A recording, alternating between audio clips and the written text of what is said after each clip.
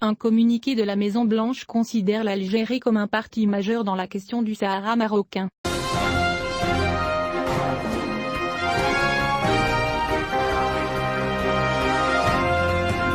Dans un récent communiqué publié par la Maison-Blanche, les États-Unis ont estimé que l'Algérie est la principale partie dans la question du conflit du Sahara, notant que les principales parties au conflit sont le Maroc et l'Algérie, se félicitant de la nomination de Staffan de Mistura, qu'il a qualifié de plus de diplomates internationaux avec une grande expérience pour trouver une solution politique au conflit du Sahara. Cela est venu dans le dernier communiqué de presse émis par les États-Unis concernant le Sahara et publié sur le site officiel de la Maison-Blanche, exprimant sa satisfaction quant à la nomination de Staffan de Mistura, qu'il a décrit comme le diplomate international le plus expérimenté à trouver une solution politique au conflit du Sahara. Dans des communications précédentes, le département d'État américain avait qualifié l'Algérie de partie au conflit du Sahara. Dans la dernière déclaration, le département d'État américain a confirmé son mépris pour les allégations de l'Algérie, qui promeuvent le fait que l'Algérie n'est pas partie à cette question, malgré son soutien au Front Polisario et la transformation de son ministère des Affaires étrangères en une sorte de porte-parole officielle du Polisario.